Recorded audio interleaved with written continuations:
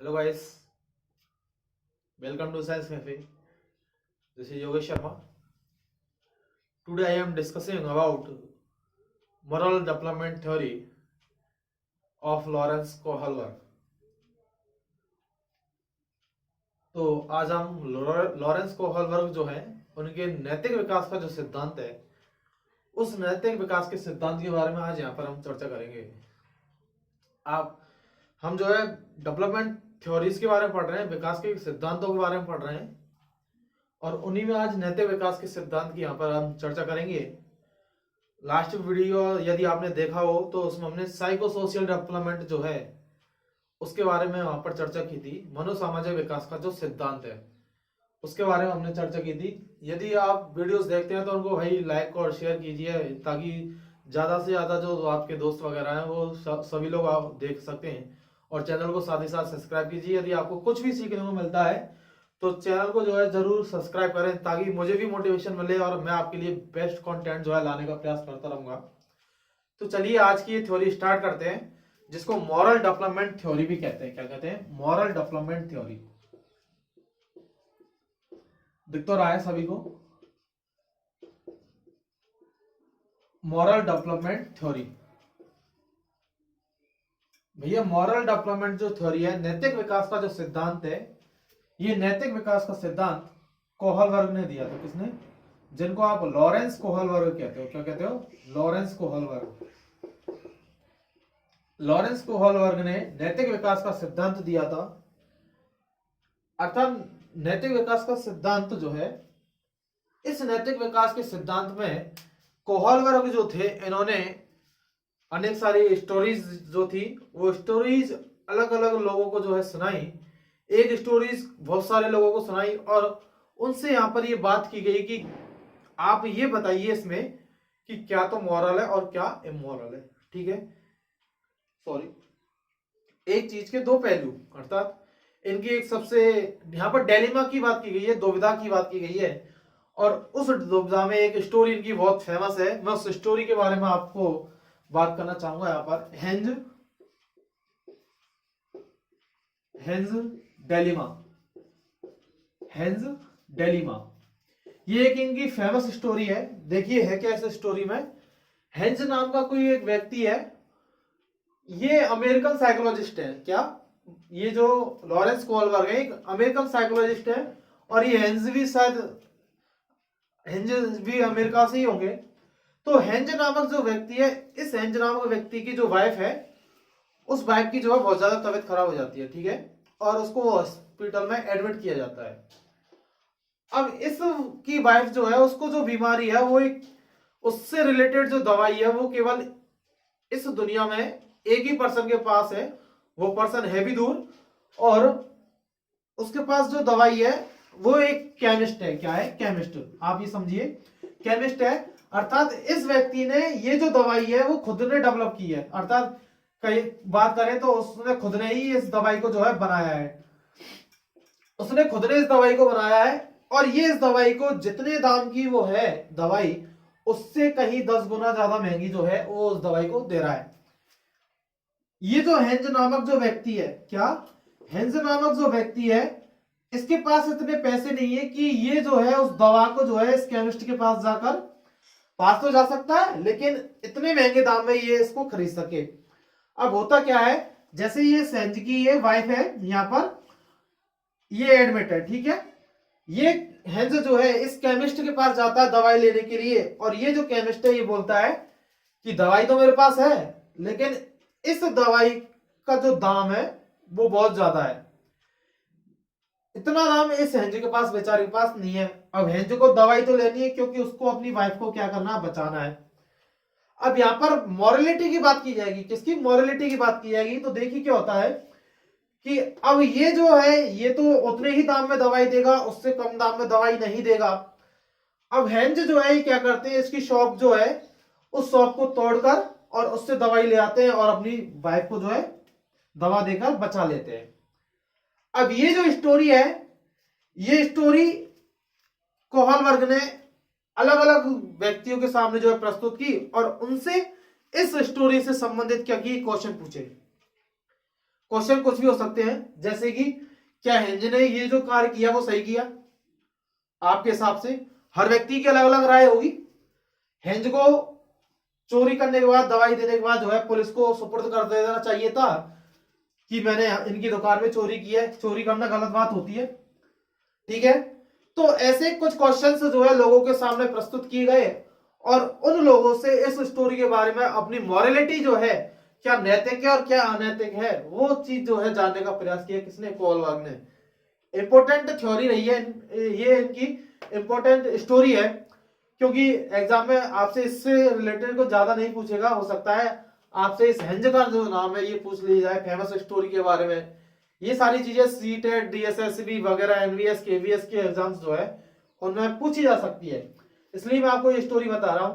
तो अब ये जो मॉरलिटी की बात है, इस हेंज की स्टोरी, हेंज डिलेमा की बात करते हैं। अर्थात हेंज यहाँ पर क्या है, दुविधा में है कि या तो दुकान से चोरी करके दवाई ली जाए या फिर इसको पैसे देकर, पैसे है नहीं उसके पास, तो हेंज ने चोरी करके दवाई ली और अपनी वाइफ को दे दी। ये हेंज के हिसाब से सही था। हेंज की मॉरलिटी ये तो कहती है कि वो चीज जो है वो मॉरल है, मतलब नैतिक है, क्योंकि उसको अपनी वाइफ को बचाना था, ये तो मॉरलिटी है। लेकिन यदि बात करें चोरी करना, वो क्या है? इमोरलिटी, अनैतिक है। क्या है? इमोरलिटी। तो बात आ रही समझ में? तो ये जो मॉरलिटी है ये कौन निर्धारित करता है? हमारा जो समाज है, वो समाज के लोग निर्धारित करते हैं। एक बालक में जन्म से कभी भी मॉरलिटी नहीं पाई जाती है, समझ रहे हो ना? एक बालक में जन्म से कभी भी मॉरलिटी नहीं पाई जाती है, अर्थात बालक ये नहीं समझता है कि क्या नैतिक है और क्या अनैतिक है। उसके लिए सभी चीजें बराबर हैं। उसको नैतिक और अनैतिक का जो ज्ञान है, क्या सही है और क्या गलत है, ये जो ज्ञान है वो हमारा समाज जो है, हमारे माता पिता जो है वो हमें बताते हैं। यदि बालक को नहीं बताया जाएगा क्या नैतिक है क्या अनैतिक है, तो बालक के लिए सभी चीजें इक्वल होंगी, अर्थात सभी चीजें जो है समान होंगी। हम यहां पर बात करें, एक टर्म और आती है जिसको आप बोलते हो मॉरल रीजनिंग। क्या? रीजनिंग, मॉरल रीजनिंग जिसको हम कहते हैं। भाई मॉरल रीजनिंग है क्या? अर्थात नैतिक तर्क, नैतिक तर्क, ठीक है। कोई भी चीज है, उस चीज की यदि तर्क की यदि बात की जाएगी, तो नैतिकता को जो है तर्कों के माध्यम से जाना जाता है कि क्या तो सही है और क्या गलत है।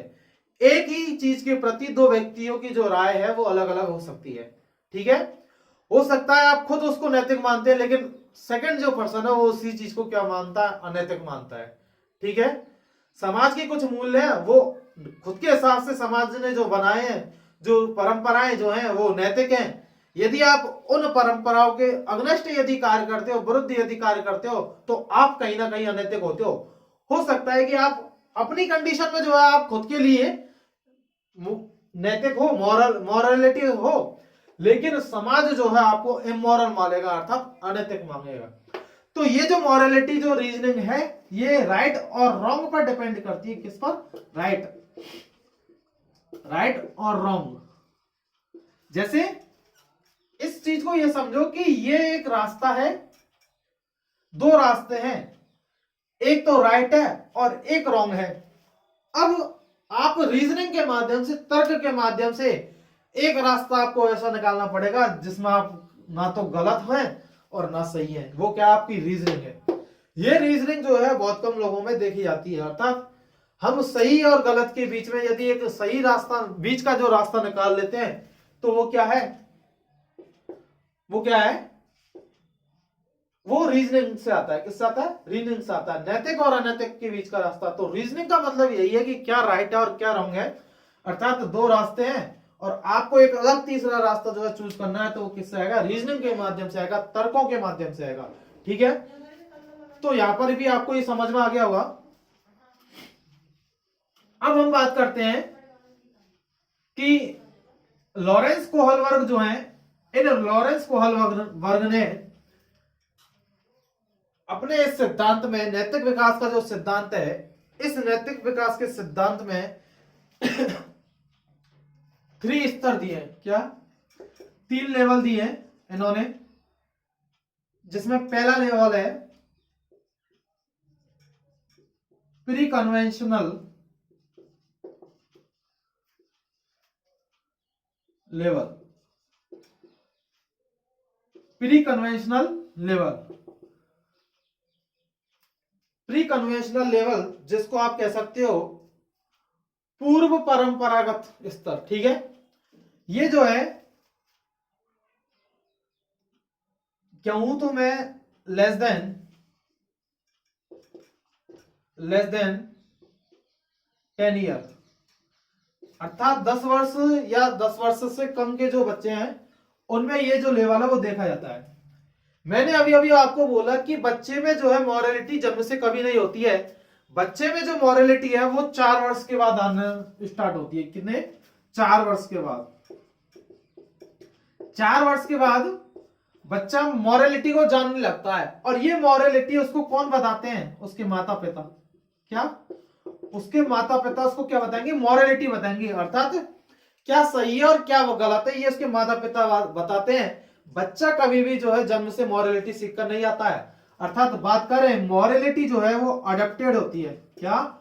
अडॉप्टेड होती है, अर्थात मॉरलिटी को जो है वो बच्चा अर्जित करता है, ग्रहण करता है। किससे? समाज से, माता पिता से। इस मॉरलिटी को बच्चा क्या करेगा? ग्रहण करेगा। बात आई समझ में? तो इसको क्या बोलेंगे? प्री कन्वेंशनल लेवल, जहां पर बच्चा अपने माता पिता या अपने समाज के जो लोग हैं, अपने आसपास के जो लोग हैं, उनसे मॉरलिटी क्या करता है? ग्रहण करता है। ठीक है, बात आई समझ में? Pre conventional level. दूसरा जो लेवल है उस लेवल में है जिसको आप बोलते हो, चलिए मैं साथ ही साथ में इनकी स्टेजेस के बारे में यहां से आपसे बात करना चाहूंगा। हर एक लेवल के अंदर हर 2 स्टेजेस दी गई हैं, अर्थात लॉरेंस कोहलबर्ग जो है उन्होंने 3 लेवल और 6 स्टेजेस दी है। कितनी? 6 स्टेज। यूं कहें कि एक लेवल के अंदर 2 स्टेज है। अब प्री कन्वेंशनल जो लेवल है जिसमें बच्चा मॉरलिटी को एडप्ट कर रहा है, किसके माध्यम से? अपने माता पिता के माध्यम से। किसके माध्यम से? माता पिता के माध्यम से। अर्थात एक बच्चे के माता पिता जो है वो उसको ये बताएंगे कि क्या सही है और क्या गलत है, क्या उसे करना चाहिए, क्या उसे नहीं करना चाहिए। ठीक है, और इसका जो एज है ये ज्यादा क्वेश्चन में जो है एज पर ज्यादा क्वेश्चन नहीं पूछे जाते हैं, लेकिन फिर भी याद रखना है कि बच्चा जो है इस प्री कन्वेंशनल लेवल का जो बच्चा है वो 10 ईयर या 10 ईयर या उससे कम का हो सकता है। मॉरलिटी प्रारंभ की बात करेंगे तो 4 ईयर्स। कितनी? 4 ईयर्स। ठीक है, इसमें हम स्टेज की बात करें तो पहली जो स्टेज है इसकी प्री कन्वेंशनल लेवल की, जिसमें आपको देखी जाती है उसमें क्या है? आज्ञा व दंड की अवस्था। क्या? आज्ञा व दंड की अवस्था। और सेकेंड स्टेज जो है वो इसमें क्या है? आज्ञा और दंड की अवस्था और अदला बदली की अवस्था। अदला बदली की अवस्था, जिसको आप एक्सचेंज स्टेज भी बोल सकते हो। क्या? Exchange stage. दोनों को समझने का प्रयास करते हैं। आज्ञा और दंड की अवस्था, इस लेवल के अंतर्गत, इस स्तर के अंतर्गत प्री कन्वेंशनल लेवल जो है इसके अंतर्गत पहली स्टेज है आज्ञा और दंड की अवस्था। देखिए इस अवस्था में होता क्या है कि बच्चा जो है वो डर की वजह से बड़ों की आज्ञा को क्या करता है? एक्सेप्ट करता है। अर्थात जो है किसी व्यक्ति ने, किसी बड़े व्यक्ति ने उससे किसी कार्य के लिए बोला तो वो दंड जो है, इस दंड की वजह से जो है आज्ञा को जो है तुरंत रूप से मानता है। कौन? बालक। ठीक है, इसलिए इसको क्या कहा गया है? आज्ञा व दंड की अवस्था कहा गया है। बात आई समझ में? अर्थात मजबूरी में, प्रेशर में आके बच्चा जो है बड़ों की आज्ञा को जो है मानेगा। यदि आज्ञा नहीं मानी जाती है तो वहां पर दंड मिलने की जो है संभावना होती है। ठीक है, इसी दंड के माध्यम से बच्चा ये समझता है कि क्या चीज गलत है और क्या चीज सही है। ठीक है, अदला बदली की अवस्था। आप 10 वर्ष तक का जो बालक है इससे आप कुछ भी काम करवाओगे तो ये बदले की भावना रखता है। अर्थात आपने इसको बाजार भेजा सामान लेने के लिए, तो ये बच्चा तब तक नहीं जाएगा जब तक कि इसका कुछ मतलब नहीं होगा। आपने इसको बोला कि एक चॉकलेट तेरे लिए ले लेना, तो ये जो बालक है ये बहुत जल्दी आपका कार्य करेगा। उस बालक को पता है कि आपसे उसे कुछ नहीं मिलने वाला, तो वो आपका काम भी नहीं करेगा। ठीक है, तो इस बालक में अदला बदली की अवस्था देखी जाती है। बात करूं तो इस एज का इस लेवल के जो बालक है, प्री कन्वेंशन लेवल के जो बालक है, वो प्राइमरी स्कूल वाले होते हैं। कैसे होते हैं? प्राइमरी स्कूल वाले जो बालक हैं। आपने देखा होगा कि एक क्लास में दो बच्चे हैं और एक बच्चे ने जो है अपने पास वाले बच्चे की कॉफी फाड़ दी, ठीक है। सेकंड बच्चा भी उसकी कॉफी फाड़ कर ही रहेगा, क्योंकि उसमें बदले की भावना है। टिट फॉर टैट, जैसे को तैसा। क्या? टिट फॉर टैट, जैसे को तैसा। उसने मेरी कॉफी फाड़ी तो मैं भी इसकी कॉफी फाड़ूंगा। टीचर पूछेगा कि आपने इसकी कॉफी क्यों फाड़ी, तो बच्चा बोलेगा इसने पहले मेरी फाड़ी थी कल, ठीक है। तो बदले की जो भावना है, ये बदले की भावना प्री कन्वेंशन लेवल में बच्चे के अंतर्गत देखी जाती है, जिसमें वो टिट फॉर टैट जो है, जैसा मेरे साथ हुआ है वैसा उसके साथ भी होना चाहिए, ये जो भावना है, ये अदला बदली की जो अवस्था है वो किसमें देखी जाती है? प्राइमरी स्कूल के जो बच्चे होते हैं उनमें जो है ये जो भावना है देखी जाती है कहीं ना कहीं, ठीक है। तो आई होप कि आपको ये दोनों जो स्टेजेज है, वो दोनों स्टेजेज आपको अच्छे तरीके से समझ में आ गई होंगी। इसमें आपको कोई डाउट नहीं होना चाहिए। यदि फिर भी कोई डाउट है तो आप कमेंट्स में मुझे मैसेज करें, मैं आपको तुरंत उसका जवाब दूंगा अगले वीडियो में। अब बात करते हैं अगले लेवल की, हम यहाँ पर बात करते हैं जिसको आप बोलोगे कन्वेंशनल लेवल। क्या? कन्वेंशनल लेवल, ठीक है। इसकी बात करेंगे अभी यहाँ पर। प्री कन्वेंशन लेवल आपको समझ में आ गया होगा। हम बात कर रहे हैं अब अगले लेवल की, और वो है conventional level, sorry conventional level, जिसको आप परंपरागत स्तर भी कहते हैं। क्या? परंपरागत स्तर,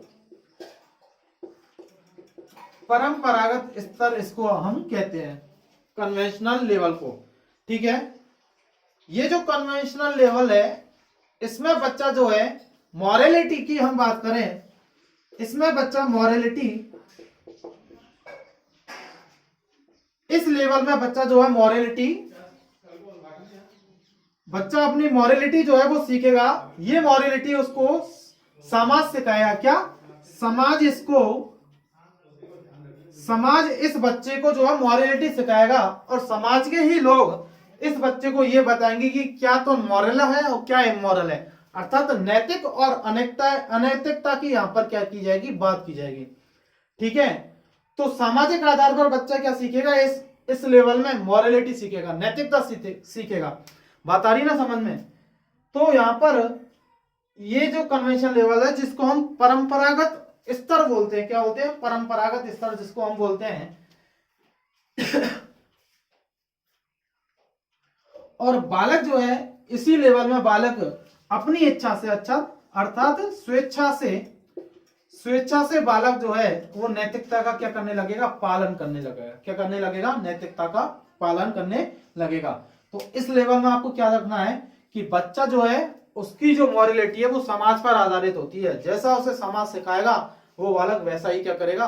सीखेगा, और सही गलत में क्या करेगा? डिफरेंस करेगा, ठीक है। स्वेच्छा से बालक मॉरलिटी को एक्सेप्ट करता है। समाज के जो मूल्य, समाज की जो परंपराएं, उन समाज की परंपराओं को वो जो बालक है एक्सेप्ट करेगा। कहने का मतलब ये है कि यदि बालक को अंधविश्वास, परंपरा, रूढ़िवादी विचारधाराएं यदि बताई जाएंगी तो बालक उनको आसानी से ग्रहण कर लेगा। उस बालक में इतनी बात नहीं होती कि वो उसके प्रति तर्क करे, है ना? समझ रहे हो ना? तो आसानी से मॉरलिटी को एक्सेप्ट करने वाली जो बात है वो किसमें देखी जाएगी? कन्वेंशनल लेवल में। और यहाँ पर जो मॉरलिटी होगी वो सामाजिक आधार पर होगी, अर्थात समाज पर आधारित मॉरलिटी इसमें देखी जाती है, ठीक है। अब मैं इस लेवल में दो स्टेजेज हैं, और स्टेजेज की यहाँ पर बात करना चाहूंगा, जिसमें पहली है प्रशंसा की अवस्था। क्या? प्रशंसा की अवस्था, प्रशंसा की अवस्था। और दूसरी है सामाजिक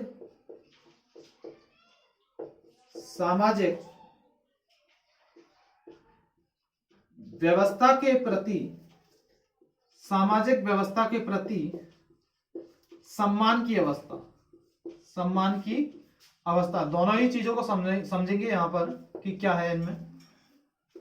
प्रशंसा की अवस्था जिसको आप कह सकते हो गुड बॉय, गुड बॉय,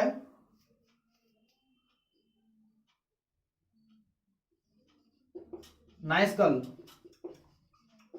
क्या गुड बॉय नाइस गर्ल, प्रशंसा की अवस्था जिसको आप कह सकते हो।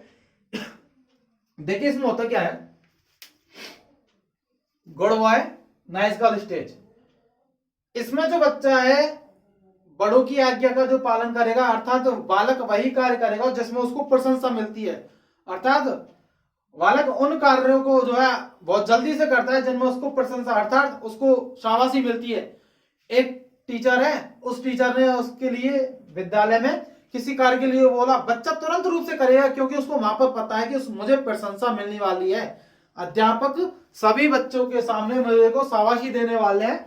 तो यहाँ पर जो है बच्चा प्रशंसा की अवस्था होती है क्योंकि बच्चे को पता है होता है कि मुझे यहाँ पर जो है प्रशंसा मिलने वाली है।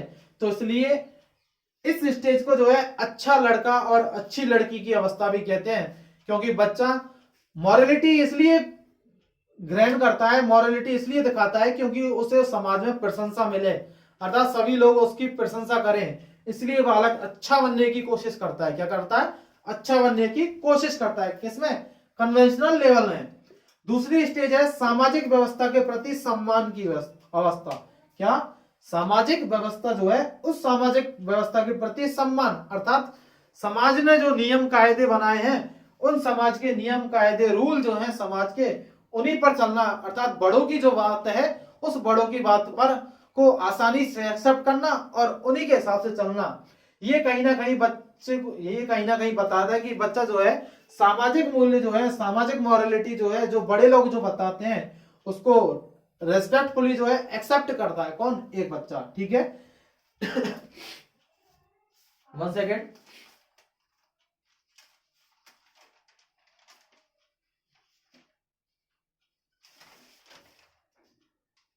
तो ये जो है हमारी दो अवस्थाओं की बात हुई। लाइट थोड़ा दिक्कत कर रही है, अब सही है। ठीक है। तो यहां पर जो है दो अवस्थाओं की बात हुई, कन्वेंशनल लेवल जिसमें प्रशंसा की अवस्था, देन सामाजिक व्यवस्था के प्रति सम्मान की अवस्था। लास्ट जो स्टेज है हमारी, उस लास्ट स्टेज की हम बात करेंगे जिसको पोस्ट कन्वेंशनल लेवल कहते हैं। क्या कहते हैं? Post conventional level. ये जो लेवल है बहुत ज्यादा इंपॉर्टेंट है क्योंकि यहां से जो है कन्वेंशनल और पोस्ट कन्वेंशनल लेवल जो है बहुत ज्यादा इंपॉर्टेंट है क्योंकि यहां से बार बार एग्जाम्स में जो है क्वेश्चन पूछे जा रहे हैं, इसलिए आपको याद रखना है post conventional level, post conventional level जिसको आप पश्च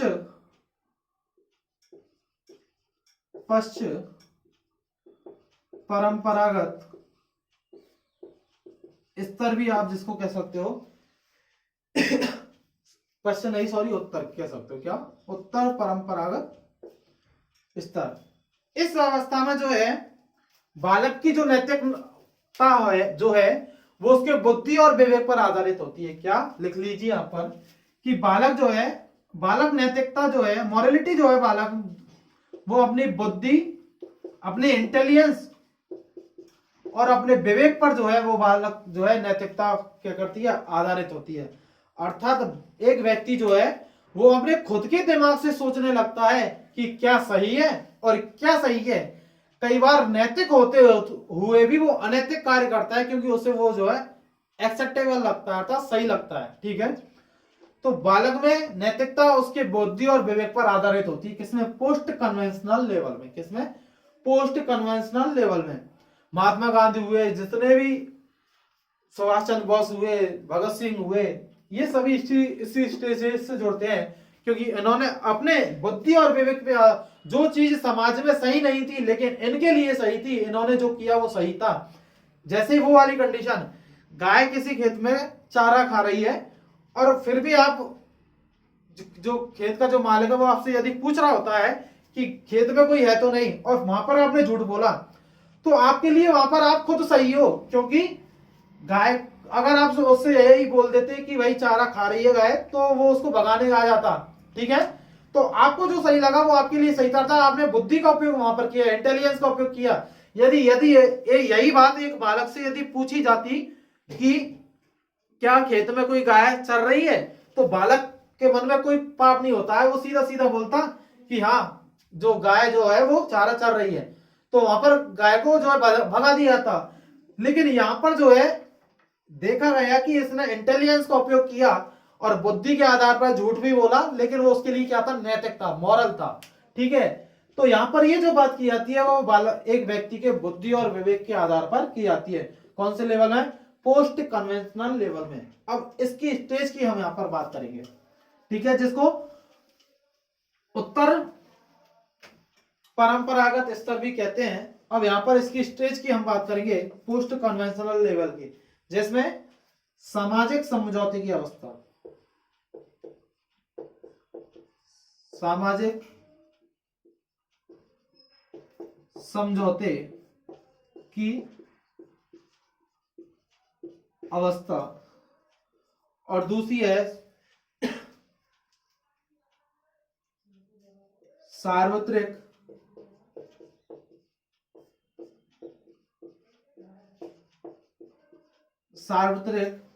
नीति परक उन्मूलन, ठीक है। दोनों को ही समझते हैं क्या है, टर्म थोड़ी कठिन सी लग रही है हिंदी में। आप तो देखो, सामाजिक समझौते की अवस्था, इसको आप एडोलसेंस में मान सकते हो, किसमें, एडोलसेंस, ठीक है, मतलब 13 से लेकर 18 वर्ष। कन्वेंशनल जो थी वो 10 to 13 ईयर्स थी, ठीक है। सामाजिक समझौते की अवस्था जो है,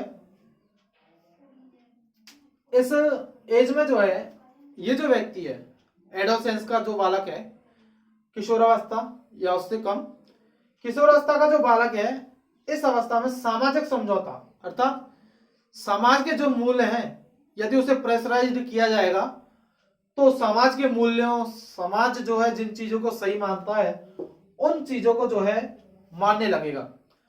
हो सकता है समाज ने कुछ नियम ऐसे बनाए हैं, क्या, समाज ने कुछ रूल्स ऐसे डेवलप किए हैं पहले से जो चलते आ रहे हैं, आज की कंडीशन में वो रूल हो सकता है कि सही नहीं हो, तो उनमें जो है चेंज लाना जो है बहुत ज्यादा इंपॉर्टेंस होता है नहीं होता है। अर्थात जैसे अभी एक धारा आपको देखने को मिली 370, जो कि आगे हम बात करें पॉलिटिकल हो जाएगा थोड़ा मामला, लेकिन मैं आपसे थोड़ा बात करना चाहूंगा इसके बारे में। यदि हम बात करें कि एक पर्सनल जो स्टेट है जम्मू कश्मीर जिसको हम कहते हैं, यदि उसके नजरिए से देखें तो वहां पर इस एक धारा की वजह से वहां के लोगों का जो डेवलपमेंट है वो आपको देखने को नहीं मिला, है ना। लेकिन जैसे ही धारा हटी तो कुछ चीजें वहां पर होने लगी हैं, अर्थात समाज ने कुछ नैतिक मूल्य बनाए, समाज ने कुछ परंपराएं बना रखी है, समाज के कुछ अपने नियम है। यदि वो नियम उस जमाने के हिसाब से चले आ रहे हैं जो कि आज की पीढ़ी को जो है अच्छे नहीं लगते हैं, उनमें चेंज की जो जरूरत यदि देखी जाती है तो वहां पर चेंज होना चाहिए। अर्थात समाज को इस चीज से कॉम्प्रोमाइज नहीं करना चाहिए कि वो जो नियम है जैसे के तैसे बने रहे। समस्या यदि है उस चीज में तो आपको वहां पर समाधान भी ढूंढना होगा, और वो समाधान जो है परिवर्तन करके, रूल्स में परिवर्तन करके जो है वो समय समय पर किया जाना चाहिए। तो ये सारी चीजें किससे जोड़ेंगी, सामाजिक समझौते से। किससे, सामाजिक समझौते की अवस्था से। पहले का जमाना था, मैं आपको उदाहरण के तौर पे बात करूं, पहले महिला को इतना एजुकेशन जो है नहीं दी जाती थी, हमारे समाज में नहीं दी जाती थी। आज के परिप्रेक्ष्य में इस चीज को बात करें तो सोसाइटी ने इस चीज को एक्सेप्ट किया है अर्थात नियमों में आज भी, पहले कहीं देखा जाता था कि जो उसको क्या बात करें, घूंघट की जो प्रथा है वो बहुत ज्यादा समाज में जकड़ी हुई थी महिलाओं को। लेकिन आज के परिप्रेक्ष्य में बात करें तो समाज में कुछ नैतिक मूल्य है, कुछ समाज के जो अपने नियम है, उन नियमों में कहीं ना कहीं जो परंपराएं हैं, उन परंपराओं में कहीं ना कहीं समय समय पर चेंज होना आवश्यक होता है। इसी को हम क्या कहते हैं, सामाजिक समझौते की अवस्था, ठीक है। सार्वत्रिक नीतिपरक उन्मूलन, ये क्या चीज है, ये बहुत कम लोगों में पाई जाती है, जिसको यूनिवर्सल कहते हैं, यूनिवर्सल एथिक ओरिएंटेशन जिसको हम कहते हैं, सामाजिक नीति परक उन्मूलन। इसमें क्या है, कोई भी जो व्यक्ति है, क्या इसमें कोई भी जो व्यक्ति है अपने बुद्धि और विवेक के आधार पर, किसके आधार पर, अपनी बुद्धि व विवेक के आधार पर नैतिकता को जो है वो ग्रहण करता है। क्या, अपने बुद्धि और विवेक के आधार पर जो है नैतिकता को ग्रहण करता है। इसमें हमारे अनेक जो है जिनको हम कह सकते हैं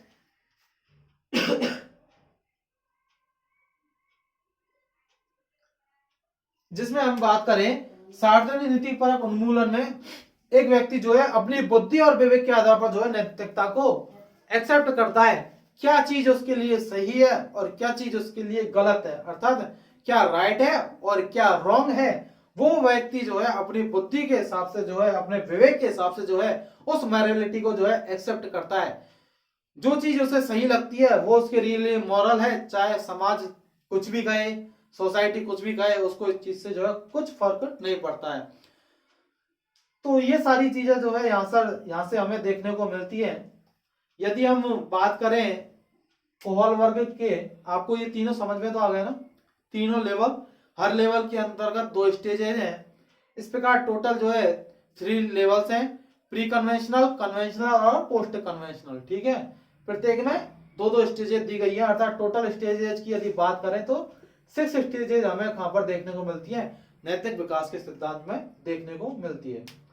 आलोचना की यदि बात करें तो कोहल वर्ग की आलोचना की गई, जिसमें प्रमुख आलोचना इनकी यही थी कि कोहल वर्ग जो है इन्होंने अपने जितने भी एग्जाम्पल दिए उन एग्जाम्पल्स में इन्होंने केवल मेल पर्सन की बात की है। किसकी, मेल, अर्थात पुरुषों की ही बात की है। फीमेल को कहीं इन्होंने, फीमेल को लेकर इन्होंने कोई चर्चा नहीं की, क्योंकि इनका ये तर्क था कि भाई फीमेल में जो है इमोशंस होते हैं, भावनाएं होती हैं, और वो उन्हीं भावनाओं के हिसाब से जो है कहीं ना कहीं कार्य करती है। तो हो सकता है कि इनका जो ये सिद्धांत था उसमें कुछ और चेंज आ जाते हैं, इसलिए जो है ये आलोचना में रहे। लेकिन कोई बात नहीं, लेकिन ये जो सिद्धांत है, ये जो थ्योरी है कोहल वर्ग के नैतिक विकास सिद्धांत, मॉरलिटी पर बेस्ड है, अपने आप में कहीं ना कहीं इंपॉर्टेंस रखती है, और अनेक एग्जाम्स में इससे रिलेटेड जो क्वेश्चंस हैं वो पूछे जाते हैं।